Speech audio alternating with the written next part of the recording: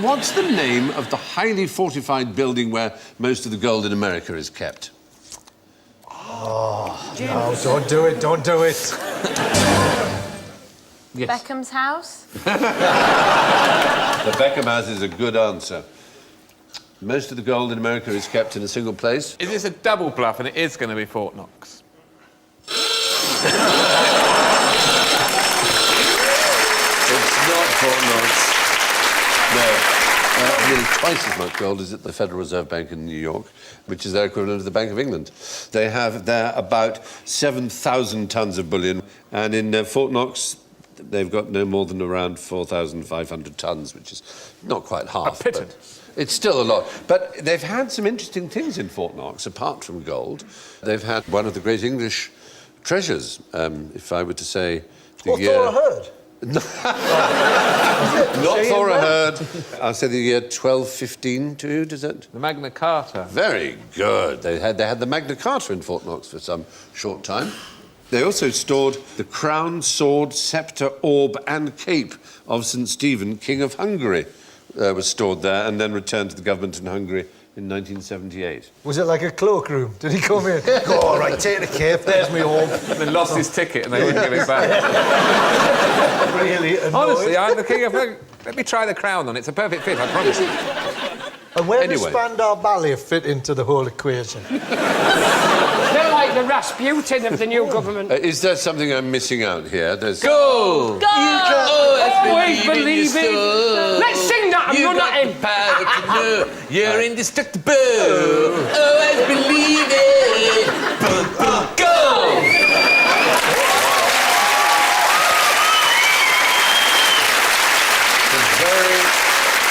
Very impressive work.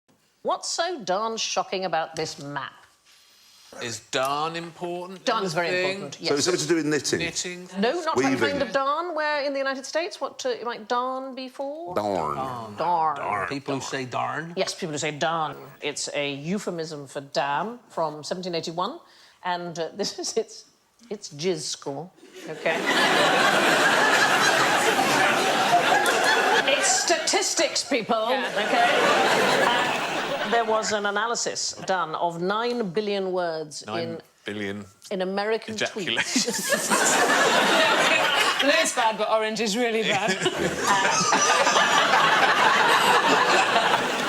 9 billion words in American tweets, and then they geocoded them, so they analysed where they are, pinpointing on a map, and then they displayed them as heat maps. So this is darn, and if you look at the more the word is used, the darker the red colour. And the less it's used, the darker the blue. So it shows that darn is used very heavily in the northern central states. Well, in tweets, at the very least. So have a look at this one. What word do you think this map represents? There's another American swear word. Golly. You're close, it's gosh. Gosh. It's gosh. Sheer attack. So heavily used around Texas, you can see where the red is, and hardly at all up in New England. They don't use gosh very much. I quite like that. I like these ones. Is this words that people use when they jizz? Is that what it is?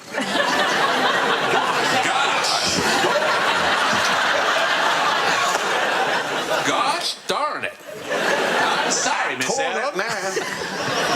This show's changing, isn't it? And I'm just trying to wrestle it back. So have a look at this one.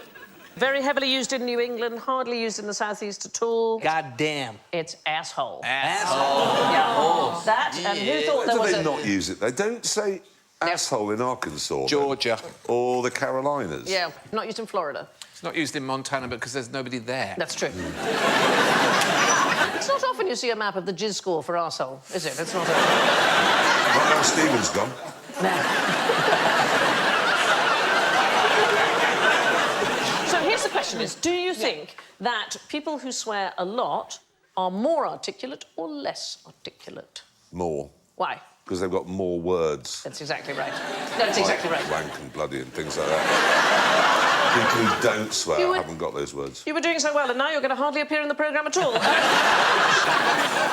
No, there's a swearing fluency test, and if you do the test and you ask people to write down how many swear words they can think of in 2 minutes, the people who will succeed best are the people who are the most articulate. Although it depends on what language you speak. So Japanese, very, very few swear words. Dutch bar G's.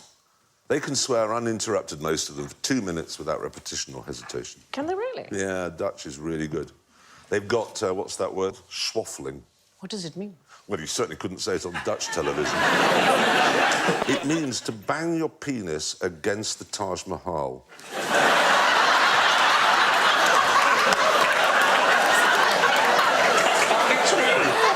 Who amongst us hasn't had that urge? Where are 1% of American adults? Oh, I imagine we could find out, couldn't we? We could use Google Earth, because some of them are quite big. There's Ron. He's got his own postcode.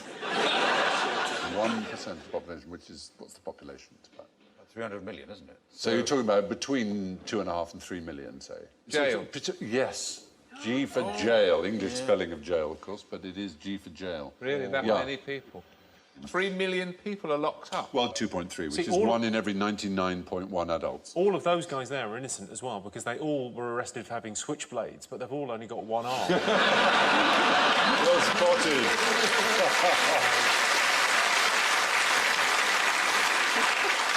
Proportionally, Americans in prison more than twice as many as South Africans, more than 3 times as many as the Iranians, more than 6 times as many as the Chinese. No society in history has imprisoned more of its citizens than the United States of America. We do pretty well, though, don't we? We sort of top the European League. We're ahead of China, Turkey and India. Yes. Yeah, with 148 prisoners per 100,000. It's the 3 strikes and they're out. That's been really the problem, bumped it up yeah. recently. I mean, a legal system based on baseball just seems bizarre. Yes. People don't seem to understand the law. It's all very complicated. What's simple? What do people like? Baseball. Right then. Here's the rule. 3 strikes and you're out, yeah. Mental. What it means is if the first 2 strikes, the first 2 crimes you're convicted of are serious enough, the third one, no matter how trivial, will get a life sentence, 25 years or more. So, for example, Leandro Andrade is serving 2 consecutive 25-year terms for shoplifting 9 videotapes. He took 9? Yes. Kevin Webber, 26 years for stealing 4 chocolate chip cookies. It's astonishing. It's really stupid, isn't it? Because if you know you're on this sort of deal... Yeah. Take 5. Yes, That is Do another murder. Do a bank job. There's no point... There's no point doing anything trivial. If No, you're I know. going to get caught. It is a bit bonkers. But the racial numbers are a bit worrying. And the gender numbers, it's 1 in 30 men aged 20 to 34 is behind bars. But for black males, that's 1 in 9. 1 in 9. There are more 17-year-old black people in jail than in college in America.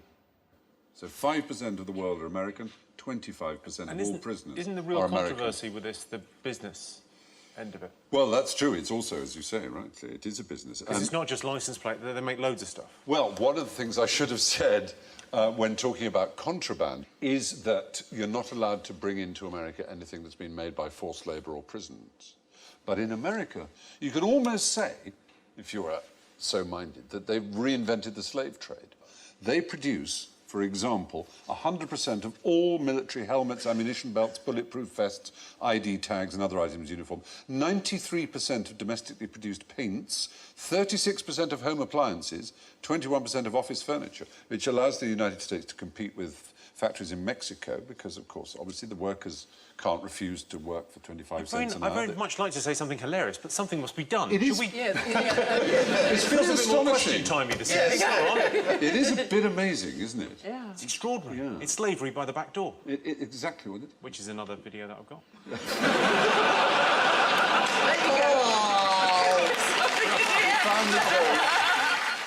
I've got my hands on the American nuclear trigger. Without putting yourselves to too much effort, see if you can tell me what the code is. Secret trigger code. The secret trigger code given to every American president between the years of 1960 and 1977.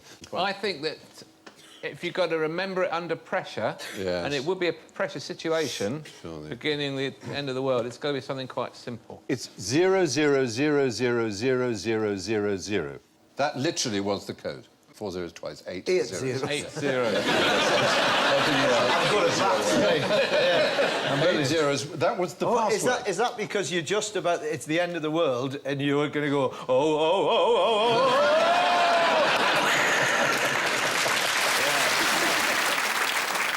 Did the president, when he's testing this, did he do the chip and pin, you know, that little dance you do when the shopkeeper just looking at you and you kind of go, Or pretend to press. Or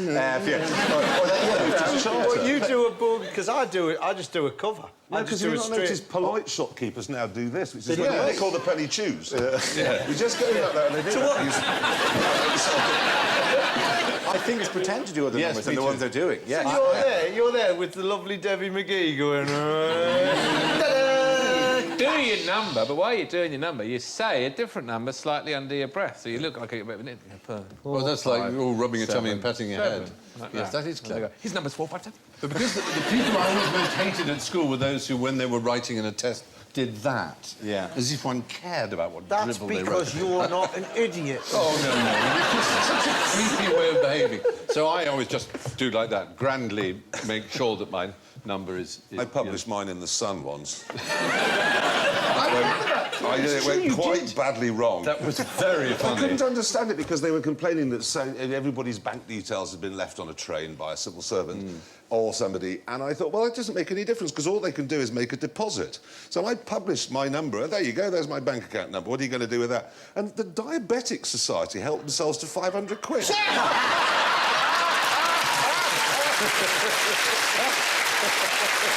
Well...